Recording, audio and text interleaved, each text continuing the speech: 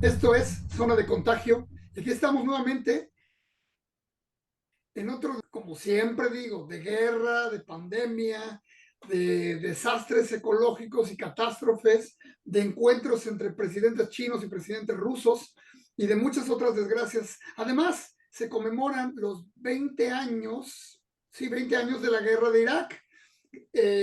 Un tema sobre el cual he escrito muchísimo, ha sido una de mis obsesiones personales, una de las más grandes tragedias que me ha tocado vivir, una catástrofe humanitaria en todos los sentidos y una puesta en escena del ridículo de los neoconservadores, de los neocons del Pentágono y de la enorme incompetencia y de la torpeza brutal del ejército estadounidense ante cualquier misión que no sea ir a poner costales de arena enfrente de un río.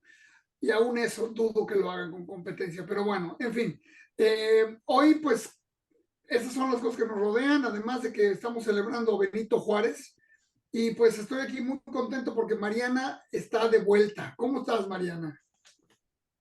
Y en una semana en donde también venimos en la Ciudad de México, o en México en general, después de un mitin político en donde se quemó la figura de una mujer en este país feminicida, en el mes de la mujer en este país feminicida, en donde queman a mujeres con ácido en las calles, en donde las descuartizan, las dejan en ríos podridos después de haber sido violentadas sexualmente y que es la ministra de Justicia, la magistrada Piña, y que aquí en este gobierno dicen, bueno, pues es que a nuestros adversarios pues hay que tratarlos como adversarios, no como enemigos, y entonces resulta que además de hacer esa quema de una piñata, que esa no es una piñata, porque la piñata tiene otro contexto en un tono festivo, de niños, una figura llena de dulces que finalmente se comparten. Esta no fue una piñata, fue una quema, fue una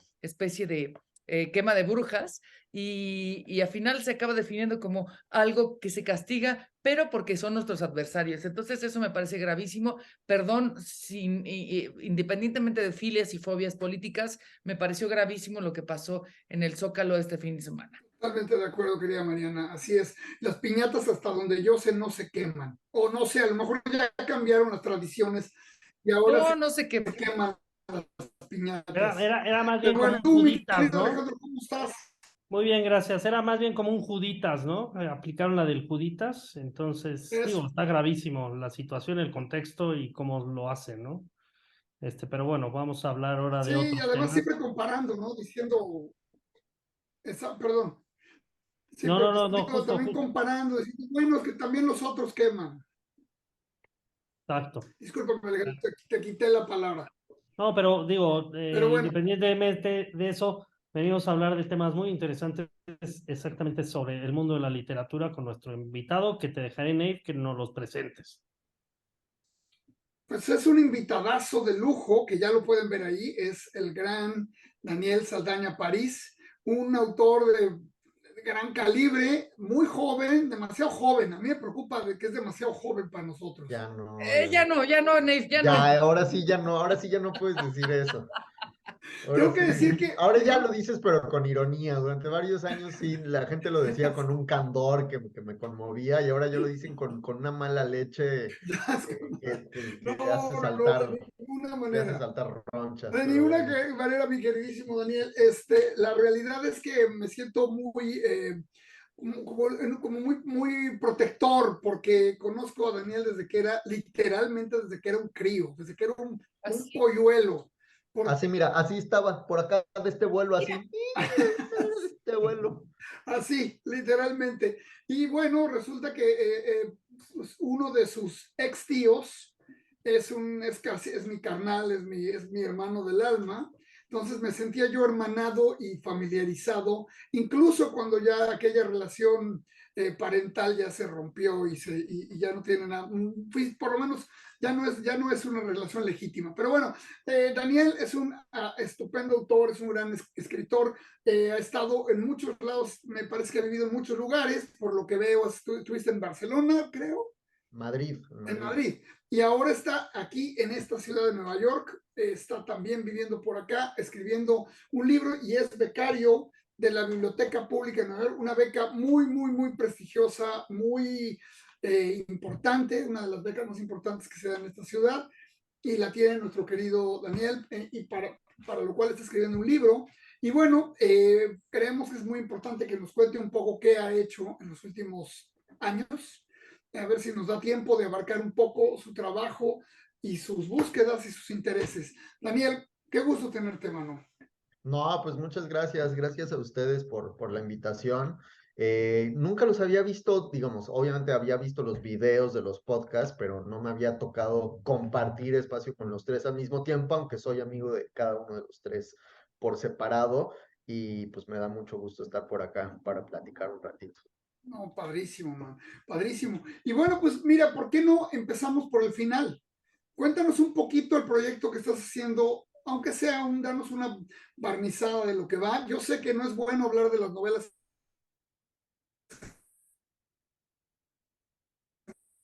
en proceso, por lo menos a mí no me gusta.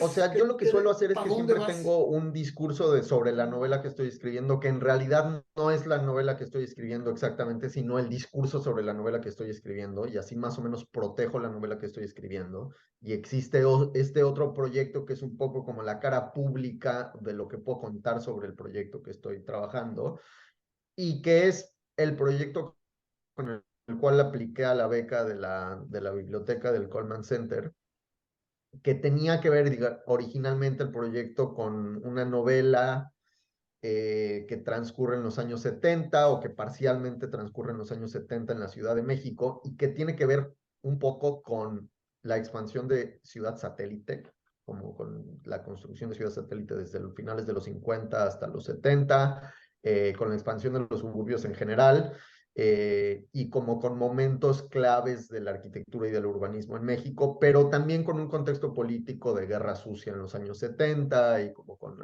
algunas, eso, como hay una subtrama por ahí medio politicosa, eh, que no sé qué tanto de eso se vaya a mantener, digamos, en la versión final de la novela, pero que fue el detonador que me puso a investigar, a leer y a tomar apuntes como para empezar a escribir.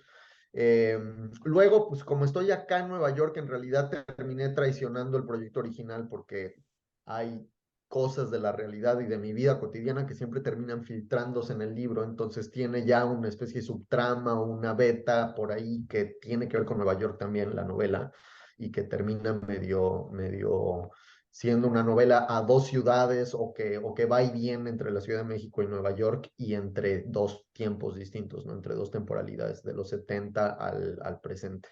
Pero por ahí va más o menos la cosa.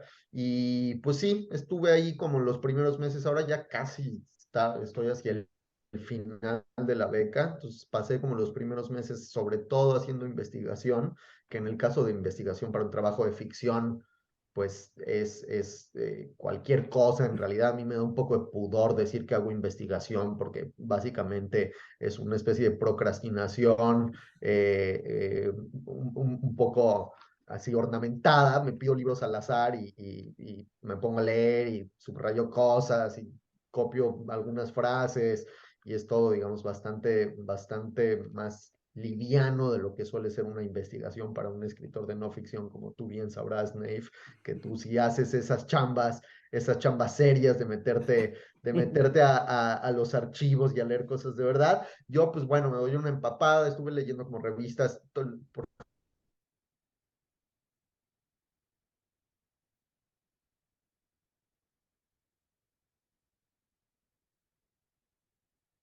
que dirigió, que dirigió Pani desde los años, y nada, como leyendo cosas, eso, como proyectos urbanísticos de los años 70 y así. Qué bien. Voy a hacer una pregunta muy básica, pero creo que mucha gente que nos está viendo, de nuestros 6.000 millones, trillones de videntes, televidentes, videovidentes, no sé cómo se dice, pero me gustaría, Dani, que nos explicaras cómo es el proceso de una beca. Es decir, yo más o menos lo conozco, pero incluso cuando estoy como involucrada más o menos en el medio de los escritores, desde otro lado, tú pones un proyecto y entonces a partir de eso te dan una lana, te dicen dónde puedes ejercer tu labor de investigación y a partir de eso, ¿cómo es una rutina? Me explico, o sea, ¿nos podrías explicar paso a paso cómo es ese proceso para que conozcamos un poco cómo es tu día a día, para que nosotros finalmente tengamos el bollo horneado, que sería la novela o el libro, lo que sea el producto final? Sí, creo que son distintas, o sea, no sé cómo funcionan las otras becas porque tampoco es algo que me suceda todo el tiempo, pero esta tiene como un enfoque justo muy investigativo y un poco la idea es que uses los archivos de la Biblioteca Pública de Nueva York para escribir un libro. Y usar los archivos puede ser, pues eso, digamos, con el grado de libertad que cada escritor, que cada autor decida. Eh, y sí, o sea, uno propone un proyecto que tiene que tener, digamos, por las características de la beca, tiene que tener como una carga de investigación o de lectura y tiene que estar más o menos vinculado con las cosas que tienen en la Biblioteca Pública de Nueva York, que no es difícil porque en realidad tienen todo, o sea, Sí. son no sé cuántos millones de títulos, más mapas, manuscritos, cuadernos, tienen un poco de todo. Hay una sala de imágenes, por ejemplo, que es como una especie de Google Images antes de Internet, donde pides como, tráigame la carpeta, pájaros tropicales, y te sacan un Wow. folder físico y te lo llevan a la mesa con fotos de pájaros tropicales. Entonces es una especie como de búsqueda de imágenes en Google, pero pre-internet. Hay una sala de mapas donde te pueden sacar cualquier cantidad de mapas. Ahora, por ejemplo, he estado pidiendo mapas de la Ciudad de México en distintas épocas. Tienen todo, digamos, desde de la colonia, de la conquista, hasta mapas actuales, mapas temáticos de la comida de diferentes zonas de México y cosas así. O sea, tienen una muy amplia variedad ahí de mapas. Y hay, por ejemplo, hay una persona encargada de colecciones latinoamericanas en la Biblioteca de Nueva York, que es la encargada de comprar materiales a las editoriales, a las librerías de viejo, que compra todo lo que tiene que ver con Latinoamérica para tener un fondo importante de materiales sobre América Latina. Entonces también con ella de pronto me he acercado como para que me dé un poco de idea de qué tipo de cosas hay, que revistas, por ejemplo, no sé, El Corno Emplumado, ¿no? Que tienen todos los números de la revista, pues casi que por puro fetiche lo pedí como para echarle un ojo y cosas así. Eh, y, y pues mi día a día es eso, o sea, tengo una oficina en la Biblioteca Pública de Nueva York, que es un edificio precioso en la Quinta Avenida y la 42.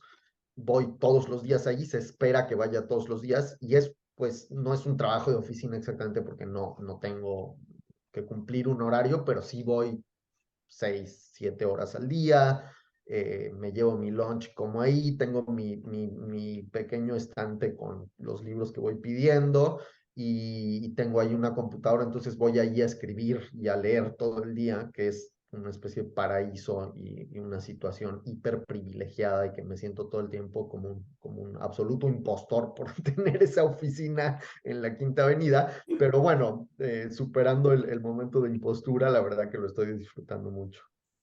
Qué chingo. Me imagino. Está increíble, ¿no? Digo, la verdad es que también, como dices, es un privilegio estar en la universidad, digo, en la biblioteca y estar, digo, leyendo y escribiendo para desarrollar esa novela, ¿no? A fin de cuentas, ¿no? Sí. Y se nos pide, o sea, como que lo único que se exige de los becarios son 15 becarios, somos 15 becarios al mismo tiempo. Eh, la mayoría en realidad académicos o periodistas, escritores más de no ficción, y hay un grupo de 3 o 4 autores de ficción. Y se nos pide que demos una charla sobre nuestro proyecto, ¿no? Que hagamos como una presentación pública donde algunos leen fragmentos de lo que han escrito, otros cuentan un poco como el proceso de investigación que han hecho. Y está padre también eso porque hay gente trabajando temas muy interesantes de cosas relacionadas con todo el mundo, no nada más con Estados Unidos, obviamente, sino pues gente que viene de otras partes y que tiene pues como intereses súper específicos a los cuales yo jamás me asomaría, de no ser por estar expuesto como a sus, pues sí, a sus procesos de investigación también ahí en la biblioteca. Eso está muy padre también. Ok. Oye, y dime una cosa, ahí al trabajar con estos 15 becarios, ¿tienen algún tipo de interacción o cómo trabajas con ellos, platicas con ellos? ¿Hay cierta influencia sobre tu trabajo hacia ellos o su trabajo hacia este proyecto? Pues hay como plática informal y sesiones así de chelita y platicar del proyecto, así como bastante relajado.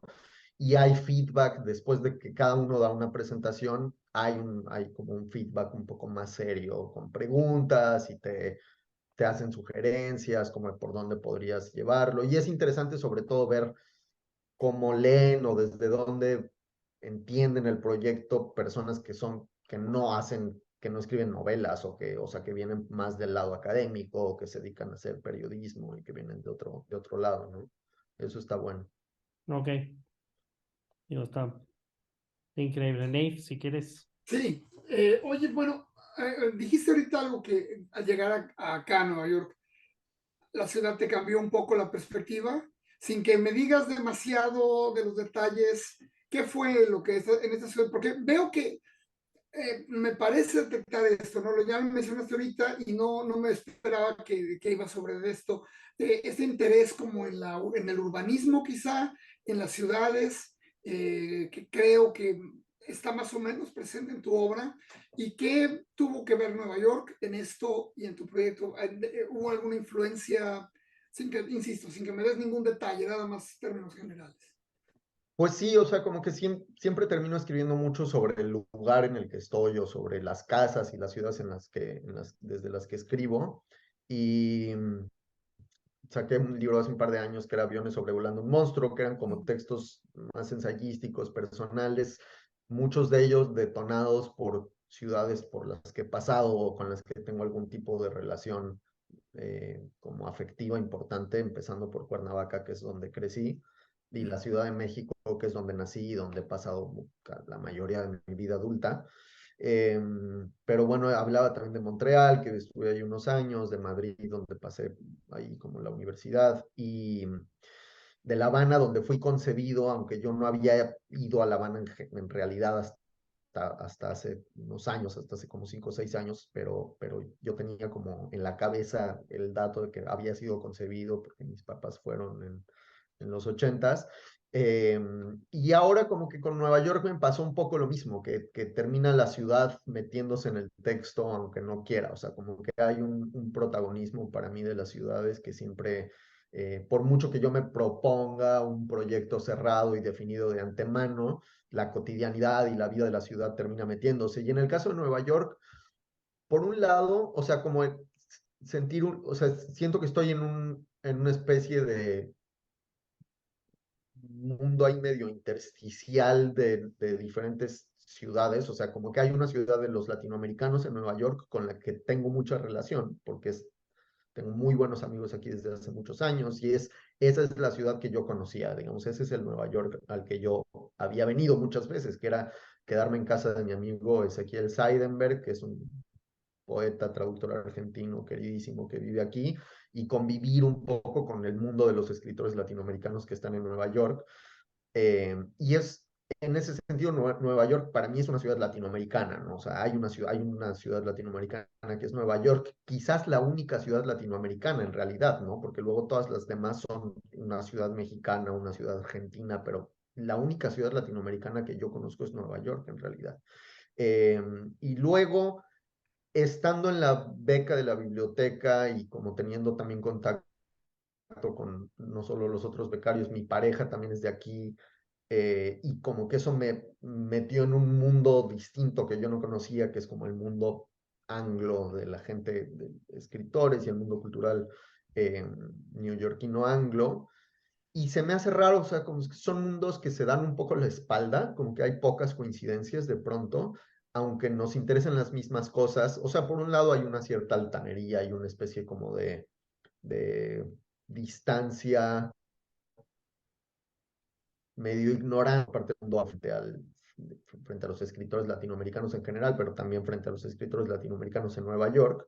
Y luego también, pues, son realidades económicas muy distintas, o sea, como que no tienen nada que ver el mundo económico de las editoriales o de cómo funciona el oficio en el mundo anglo y en el mundo hispano en Nueva York. Entonces son como dos ciudades que están en un mismo mapa o que comparten un territorio, pero que no se tocan, como si estuvieran en dos dimensiones distintas a la vez.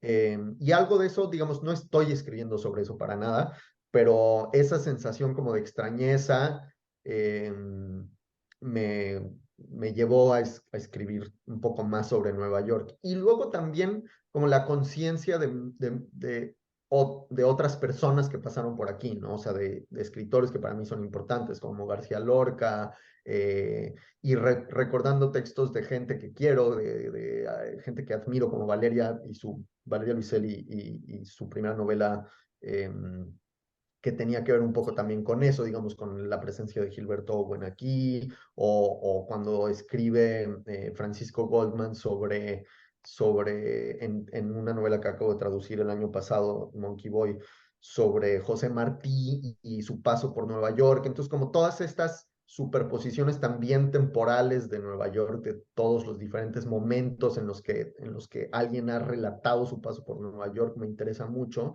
Estaba leyendo hace poco, releyendo la autobiografía de Trotsky, que también tiene como todo el capítulo cuando llega a Nueva York. Bueno, primero como su exilio en barco y luego llega a Nueva York. Y estuve leyendo los textos de Alexandra Kollontai, que es como esta feminista comunista soviética que antes de la revolución rusa pasó una larga temporada, incluso, bueno, vivía en Nueva Jersey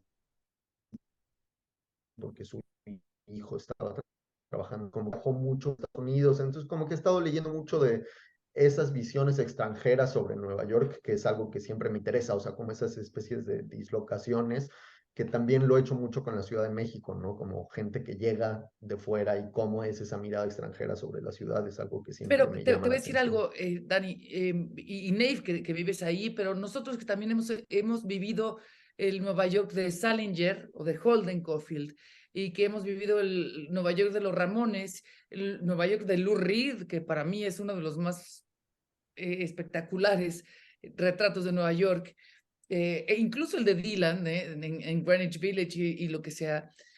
Pero es fácil escribir de Nueva York, estando en Nueva York o siendo extranjero y hablar de Nueva York. Pero tú, Dani, hiciste y has hecho algo que es mucho más difícil. Porque una cosa es hablar de Nueva York y de la Ciudad de México, pero de Cuernavaca.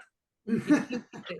De verdad, o sea, no lo digo Cuernavaca es una gran metrópolis, tú porque tienes tus prejuicios, Mariana, pero al Cuernavaca es una contrario. metrópolis cosmopolita que recibió a celebridades de Hollywood durante muchos años. Teníamos jazzistas, así como Lou Reed es, digamos, esa cara de Nueva York. En Cuernavaca tuvimos a Charles Mingus, que se murió en Claro. Cuernavaca, por ejemplo. Por no hablar obviamente de Malcolm Lowry y los más clásicos, Elizabeth Taylor, que iba todo el tiempo. Digamos, hay una Cuernavaca por ahí que también me interesa, que es esa, la Cuernavaca como medio perdida en el tiempo. Claro, ahora vas a Cuernavaca y es una especie de cementerio de un estacionamiento tras otro y nada más, ¿verdad? Que Pero rige Cuauhtémoc Blanco, pero lo digo de verdad, o sea, eh, lo digo de verdad, no es una ciudad fácil en el sentido de que no es un epicentro cultural, pero que tiene estas aristas que tú has podido también, o sea, estas vetas que has podido sacar, no necesariamente en tus libros, pero justo en lo que nos estás contando ahorita, es como colocar a la ciudad de la eterna primavera. No es fácil ser la ciudad de la eterna primavera, tampoco. no es Muy fácil, envidiable, no es muy fácil. envidiable. Pero volveremos a ser el centro del mundo, Cuernavaca. Nunca lo fue, pero podemos intentarlo. Además, Digo, hoy, podemos lanzarlo a que sea el centro del mundo. Esa es mi claro, y hoy propuesta. empieza la primavera. Aquí en Nueva York, la primavera llegó a las 5:30, creo. Hoy. Ah, sí, no sabía, qué bien. Eso me enteré hace un rato. Espero que eso signifique que Alejandro, va a ser menos frío. sí, sí. Muy bien. Oye, y digo, dentro de esto, digo, aquí en zona de contagio, que sí es el centro del mundo, hemos tenido recientemente a grandes escritores mexicanos jóvenes, ¿no? Hemos tenido a Ortuño, hemos tenido a Oliveira, a Monge, y creo que tú formas No, parte. bueno, si ese es entonces la barra de lo que es joven, entonces sí, está bien lo que decía Nate Yella de considerarme extra joven, o sea, Unos ya de qué estamos muchachitos, hablando, o sea, chamacos, Exacto, estamos metidos pero en esto. más que nada es lo que hemos platicado con ellos es un poquito esta nueva voz de la literatura mexicana y latinoamericana que creo que es muy importante, en la que son autores con una prosa muy pulida, muy bien estructurada, espectacularmente escrita y eso. Entonces, digo, tú formas parte de esta nueva generación de escritores que creo que hace mucho no se veía, ¿no? Entonces, platícanos un poquito, ¿tú cómo te sientes formar parte de esta generación de escritores, ¿no? Y, o sea, ¿qué admiras de ellos, qué no te gusta de ellos y qué te gusta de ser parte de esta generación? o sea, no sé si exactamente me considero parte de la generación, de la misma generación que algunos de esos autores, de pronto hay, o sea, siento más afinidades como con autores un poco más jóvenes que yo, y autoras un poco más jóvenes que yo. Me interesa mucho lo que hace Clio Mendoza, por ejemplo, me interesa mucho lo que hace Elisa Díaz Castelo en poesía, em, me interesa mucho lo que hace Jorge Comensal, que es un poco más de mi quinta. em, o sea, a ver, o sea, también a Monge obviamente lo leo, a Ortuño lo leo y los admiro y me gusta mucho lo que hacen, pero siento de pronto como que me siento como tironeado más hacia esa otra generación que me queda un poco abajo, que es la de los más jóvenes, quizás nacidos a los principios, en los 90 ya o finales de los 80. Me interesa mucho el trabajo con el lenguaje que tiene alguien como Monge, por ejemplo. No le veo tantas, o sea, me cuesta trabajo a mí trazar, porque yo no soy un crítico literario, trazar como esas afinidades o esas continuidades entre algunos de esos autores que mencionas. O sea, como que no veo muchas similitudes para nada entre Monge y alguien como Ortuño, por ejemplo. Creo que son autores muy distintos uno de otro y cada uno muy interesante a su manera. De Monge me gustó mucho que acabo de leer el último libro. ¿Cómo se llama? Lo tengo por aquí, el de Justo antes del justo final. antes del final, antes del final, lo tenía que ver porque si no, no me acuerdo. Justo antes del final que me pareció precioso, o sea, como que no solo, creo que no solamente se trata, porque Monge siempre tiene un trabajo muy refinado del lenguaje y hay como una tensión al oído que a mí me seduce mucho y me atrapa, sino que creo que también hay un gesto de vulnerabilidad que no siempre le veo y que a mí me interesa más, o sea, que a mí me interesa más como lector sentir sentir que hay tripa, sentir que hay algo también que tiene que ver con cómo se expone un autor y cómo expone su vulnerabilidad y sus debilidades y sus miedos y que sucedan cosas al nivel de las vísceras y no solo sea una prosa hiperpulida, Claro, ¿no? Y creo que claro. cuando Monge hace eso lo hace magistralmente y lo hizo muy bien en esta novela y lo hizo muy bien en No contar todo. Y ese es el tipo de cosas que leo, o sea, digamos, ese es un poco mi atención lectora va cada vez más en ese sentido. Creo que pasé por un momento como de mucho deslumbramiento quizás con una forma de construir las novelas que tenían que ver con mucha atención a la estructura, mucha atención a la sintaxis, y obviamente todo eso me interesa, pero me parece insuficiente si no hay víscera y garra de por medio. Oye, y volviendo un poco a las cosas que decías, voy a dejar un momentito la literatura y me voy a regresar a algo más. Hablabas un poco que también te interesó incluir la idea de la guerra sucia en México en los años 70 y que estabas un poco investigando, leyendo, refrescando esa experiencia. Me parece interesante que, bueno, lo ves ahora, obviamente con ojos más de literatura que de política, sí, pero sin embargo es imposible evitar verlo como política. Entonces, sería interesante cómo ves esos conflictos, esas vivencias, esa destrucción de la izquierda que tuvo lugar en esa época, desde cuando eliminan la guerrilla en Guerrero y demás, y cómo lo compararías como el momento que estamos viendo ahora, como ese momento, hace un rato en un tweet estaba yo diciendo, en un momento teníamos miedo de que íbamos a derivar en un mundo monopolar o unipolar, y yo creo que en lugar de eso llegamos a un polo sin mundo, que ya no tiene nada que ver con lo que estábamos esperando ni nuestros temores. Los temores son muy diferentes. ¿Cómo los ves ahora con las perspectivas frescas que tienes de la guerra sucia? Pues, o sea, estuve leyendo mucho sobre como guerrillas urbanas, sobre todo, no me metí tanto a leer cosas sobre la guerrilla rural, estaba más clavado con, bueno, con la liga y con grupos minoritarios y con como las discusiones también bizantinas al interior de ciertos grupos y las escisiones de como la línea trotskista, que es casi inexistente en México, pero que había un par de grupos por ahí. Claro. Y hay cosas que me interesaban, por ejemplo, incluso no solo como de la historia política de lo que pasó con la Liga Comunista, sino también los textos, como las tesis de la Universidad Fábrica y como todos esos textos más teóricos o que se pretendían teóricos, y como buscando también ecos internacionales de lo que estaba pasando en México, ¿no? O sea, había esta idea, de pronto la Liga Comunista tenía esta idea de que, bueno, de que los estudiantes tenían que ser la vanguardia de la revolución, de que el estudiantado era una parte del proletariado y que por lo tanto al estudiantado le correspondía constituirse en la vanguardia del proletariado y llevar a cabo la revolución. Y entonces hay toda una serie de malabares teóricos para justificar dentro del marxismo ortodoxo, ¿no?, esa postura, ¿no?, que correspondería a decir la universidad es una fábrica enorme y entonces los estudiantes están, digamos, son trabajadores asalariados dentro de esa fábrica que están regalando, digamos, están siendo explotados y regalan su plusvalía, ¿no?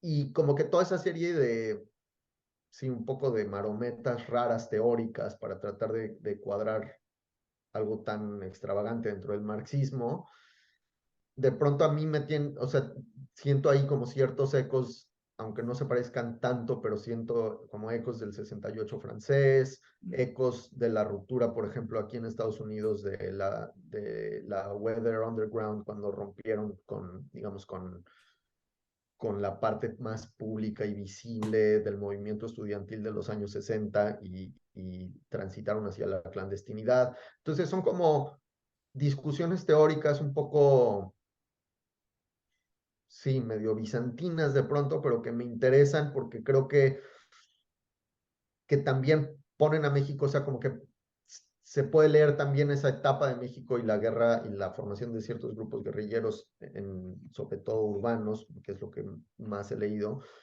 como en un contexto internacional. Y me interesan también las alianzas que se trazaban, o sea, cómo de pronto México se convertía en un lugar de refugio para gente que salía no solo de Centroamérica y de Sudamérica, sino también, por ejemplo, de algunos grupos independentistas puertorriqueños que terminaban, ¿no?, que después de hacer acciones terroristas o de carácter militar, terminaban en México exiliados o buscando refugio o como vía de paso hacia Cuba. Entonces, como que me interesa México también en ese sentido, como en el panorama internacional. Y ahí sí sigo viendo o sea, sigo viendo como muchos paralelismos con la actualidad, ¿no? O sea, independientemente como de la situación política de México y del gobierno actual, que no me voy a meter ahí porque no tengo una postura articulada y no es mi papel como escritor, ni creo que deba hacerlo.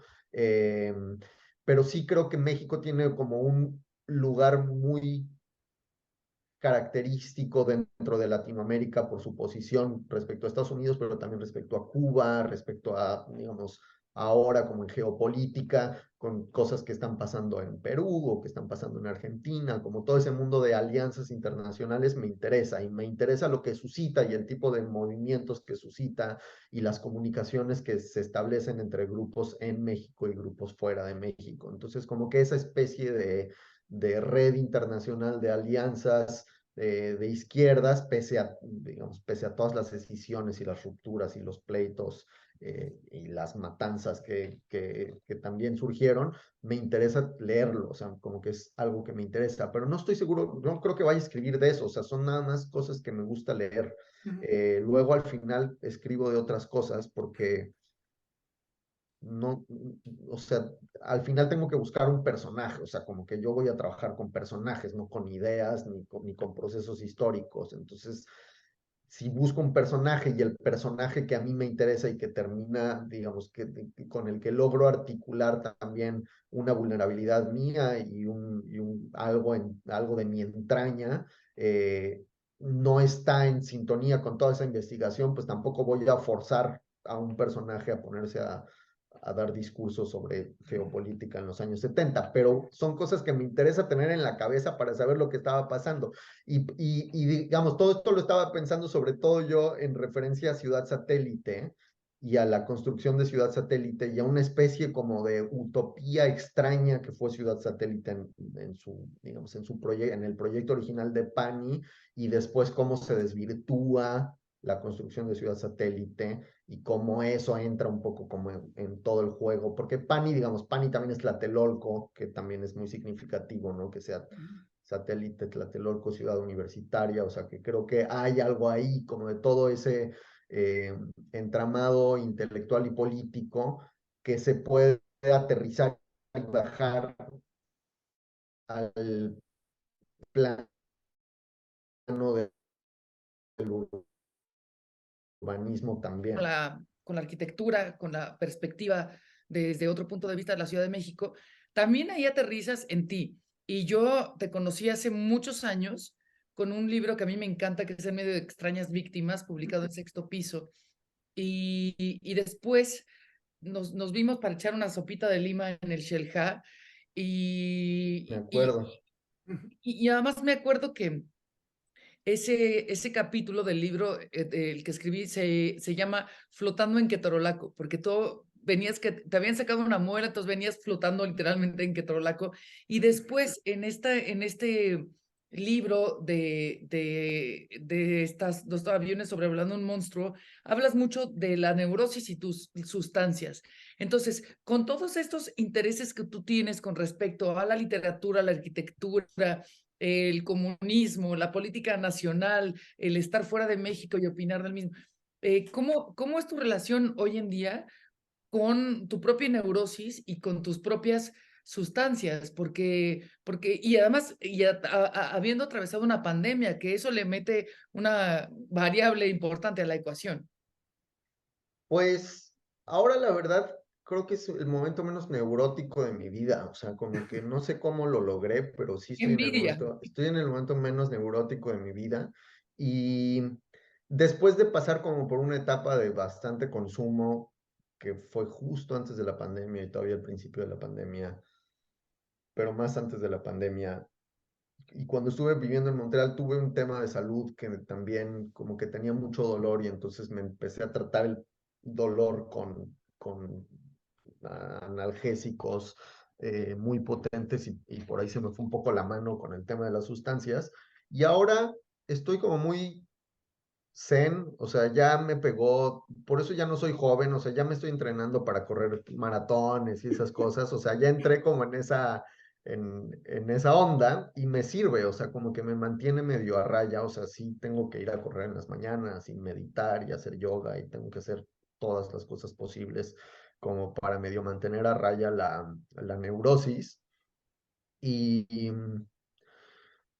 y las sustancias, o sea, sigo como enganchado, ya no al ketorolaco, pero sí al ibuprofeno, que yo creo que es mi sustancia, es ya como my weapon of choice, y al alcohol en módicas cantidades, pero como que ya no aguanto, o sea, dejé todo, digamos, el alcohol y dejé todo lo que metía durante unos 6, 8 meses en algún momento.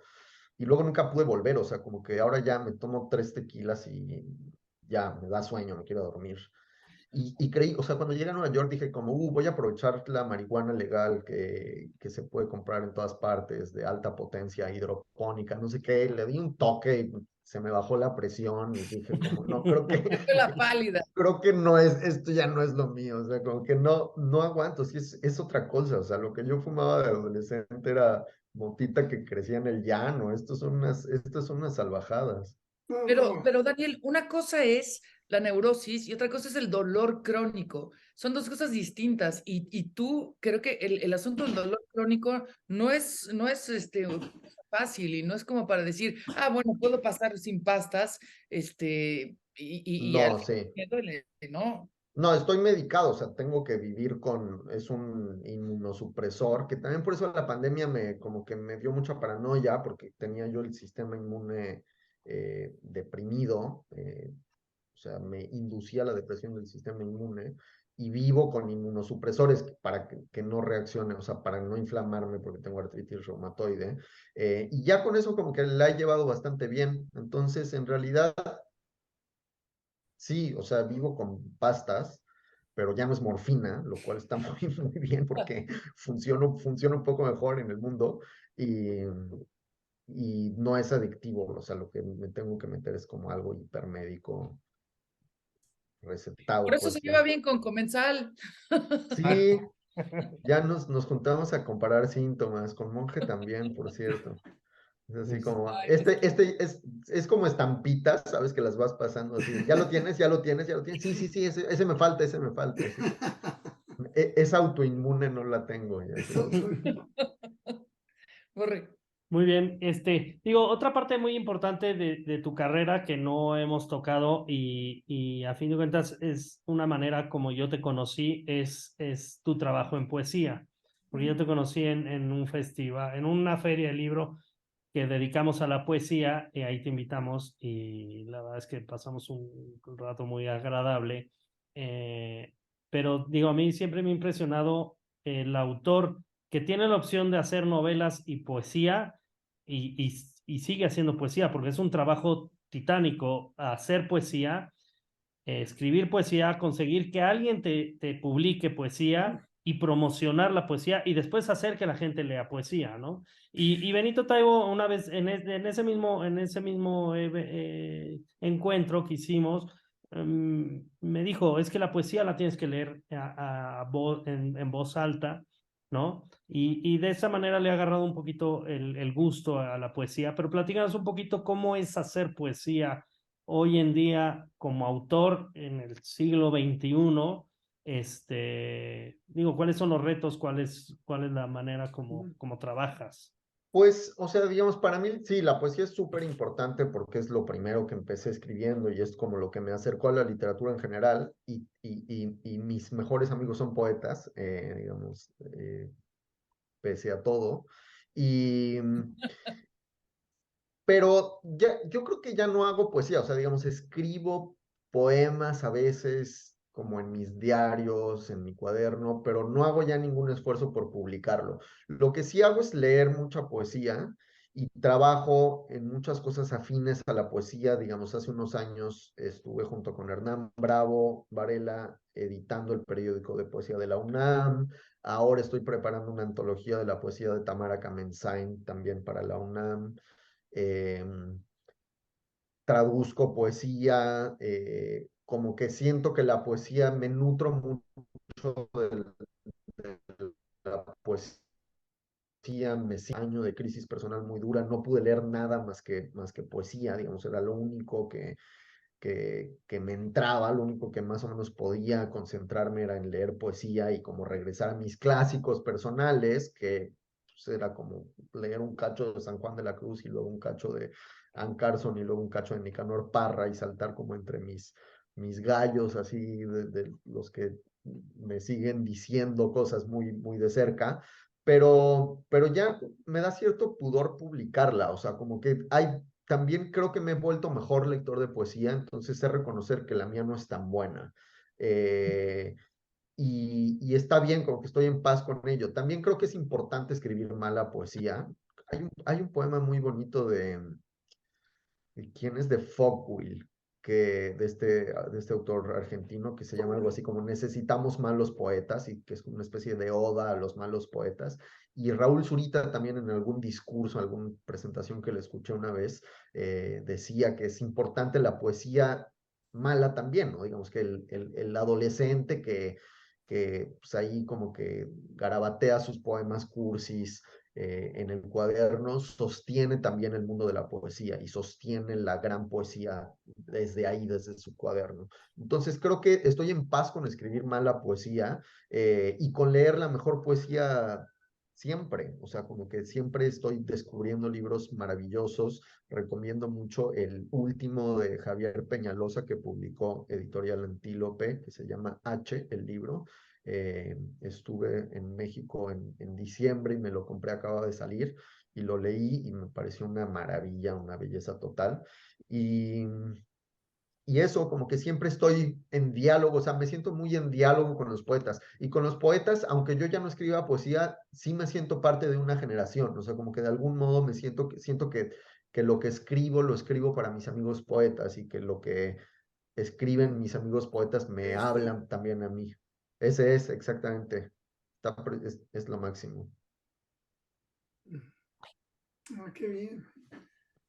Neif, Sí, bueno, ¿cómo vamos de tiempo, querido Alejandro? ya casi nos vamos. Casi Uf, nos vamos, pero tú sigue, tú lánzate. bueno, nada, el otro aspecto de tu trabajo que también es muy importante y que hubiera sido más padre dedicarle más tiempo, pero si tienes aunque sea unas palabras de ello, es la traducción, porque tú Sí, has hecho ya muchas traducciones importantes, o sea, de repente en un parpadeo me encontré que estabas presente en un gran número eras el traductor de un gran número de obras relevantes de este momento. ¿Qué sientes hacia la traducción? ¿Cuál es tu relación con eso? ¿Qué es lo que te motiva a hacerlo? ¿Qué es lo que te espanta de hacerlo?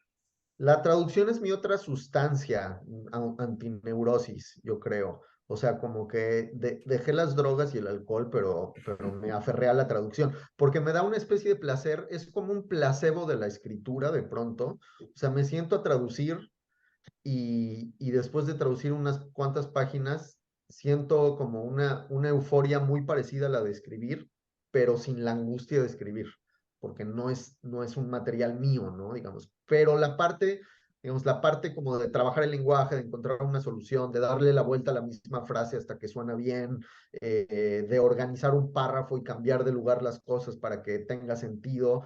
Todo eso está en la traducción y en la escritura, y en la traducción me da muchísimo más placer, porque no digamos, o no, no muchísimo más placer, pero me da un placer distinto al de la escritura. Y me ha gustado mucho trabajar con autores que conozco, que están vivos y que de pronto como que les puedo escribir. Entonces, pues traduje junto con Valeria Luiselli Desierto Sonoro, que fue una experiencia, fue como una clase de literatura para mí, digamos, aprendí muchísimo leyendo también todas las referencias de Valeria en ese libro. Eh, Traduje el año pasado el Monkey Boy de Frank Goldman para Almadía, que es un libro precioso, muy conmovedor, como con hay muy parecido a muchas cosas que yo quisiera hacer en algún momento, digamos, con una cosa autobiográfica, pero nada autocomplaciente, y también con mucho periodismo y, digamos, con una visión también sobre el mundo, ¿no? No es una autobiografía para nada ombliguista, sino que se vuelca sobre el mundo y piensa a los demás todo el tiempo, como muy empático. He traducido también, como cosas de no ficción, y me gusta, o sea, traduje unas crónicas de John Lee Anderson para Sexto Piso, que era un librote de crónicas, de todas sus crónicas sobre América Latina, y me buenísimas. encantó porque fue también como una especie de panorámica de la política y los conflictos sociales en América Latina del terremoto de Haití para acá, y con la mirada y todo el oficio periodístico de John Lee Anderson, que es un capo absoluto. Entonces, no he traducido tanto, traduzco mucho de arte, que también es como otra como de los lugares de los que me nutro mucho, o sea, como que me gusta estar leyendo cosas de arte y enterarme de que hay un artista de performance pegándole con una cucharita a no sé qué cosa al otro lado del mundo, o sea, como que siempre me sorprenden las cosas que hay en el mundo del arte contemporáneo y me dan risa y me caen bien. Y entonces como que traducir cosas de arte contemporáneo es algo que hago mucho y también me sirve mucho para la escritura. Y creo que en general es eso, o sea, como que traducir me sirve mucho para pensar, como para no oxidarme en términos de pensar el lenguaje, o sea, como que si estoy traduciendo, puedo de inmediato volcarme a mi proyecto y como que ya estoy en el mood, ya estoy en eh, sí, como en un espíritu adecuado para ponerme a escribir en cualquier momento y eso me gusta mucho de la traducción. Eh, y sí, digo, creo que hay gente que lo hace de una manera como mucho más seria, más profesional y digamos no sé, yo me sigo sintiendo medio amateur de la traducción y nunca sé muy bien cómo hacerlo, nadie, no lo estudié, digamos, lo he hecho por gustos desde hace 15 años, pero nunca lo estudié. Y no sé, lo sigo sintiendo como algo nuevo, pues. Pues No, digo, caray, lo haces muy bien, la verdad, sí, para hacerlo así. Pero digo, sobresaliente. yo creo también es parte de estas generaciones que también se han vuelto como multitask de la literatura, donde escribes novela, donde escribes poesía, traduces, editas y todo, ¿no? Entonces, digo, la verdad es que... Pues para perseguir la chuleta. Exacto. Así es, esa es la verdad. Pero bueno, digo, se nos está acabando el tiempo. Le dejaré la última pregunta a Mariana. No, no, no, yo nada más, gracias, Dani. Siempre es un placer hablar contigo y compartir neurosis, poesía, narrativa, inquietudes y siempre verte en algún lugar del mundo que no sabemos dónde estás. Eso está increíble y qué bueno, y lo celebro. Neif, tú tienes la última palabra para el cierre final, como solo tú sabes hacerlo. Caramba, qué honor, querida Mariana, que me deje a mí esta responsabilidad. Y bueno, nada, pues me encanta verte, Dani, me encanta verte en ese cuarto que parece sacado de 2001, Odisea del Espacio. Sí. Es un Sí. cuarto medio kubrickiano, en esa inmensidad del blanco que parece que te va a devorar en cualquier momento. Me encanta saber que estás en esta ciudad y que estás trabajando en algo que tengo mucho interés, muchas ansias de leer. Es un placer haberte tenido, gracias por estar con nosotros y gracias a todos los asiduos y a los eventuales y a los accidentales seguidores de Zona de Contagio. Muchas gracias, recomiéndenos, cuéntenles a sus tías que Daniel Saldaña París está aquí, que es de lo más bonito que hemos tenido en este show. Sí. Ay, gracias, muchas gracias por invitarme. No, hombre, un placer enorme. Caray, gracias Mariana, gracias Alejandro. Daniel, cuídate, esperamos verte pronto en carne y hueso. Sí, nos Ahora que tengo veremos. la suerte de estar cerca físicamente. Eso, vamos a echar una Cuídense, cerveza. hasta luego, exacto. Hasta luego. Gracias. Bye.